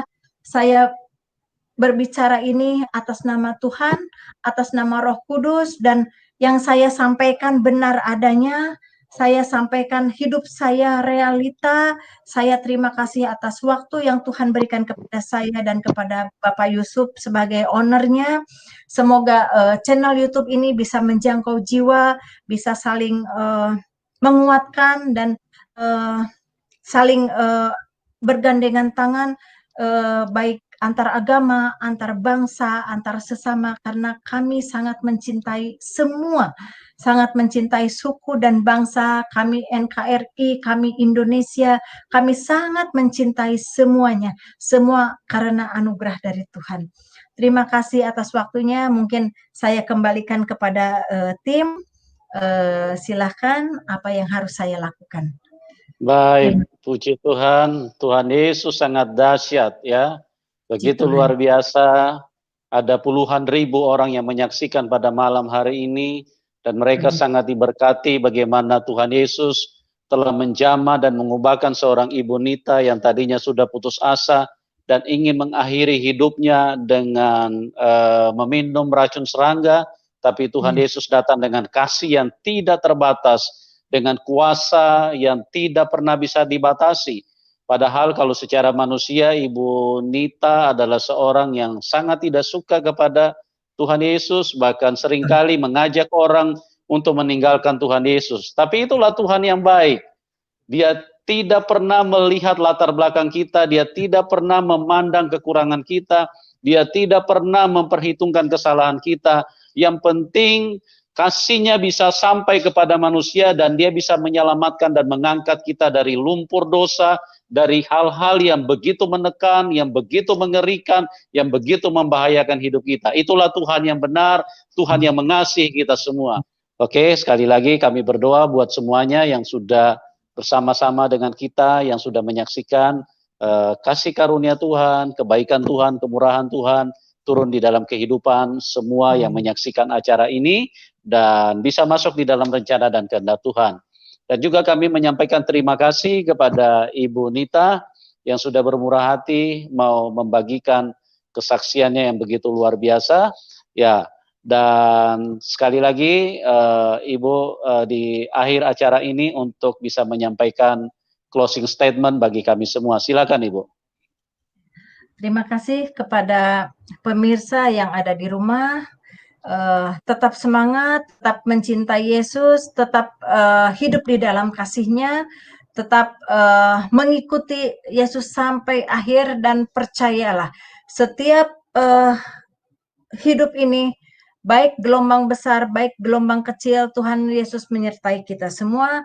Tetap semangat dan terus mencintai Yesus. Salam untuk seluruh keluarga dan pemirsa. Tuhan Yesus memberkati. Selamat malam.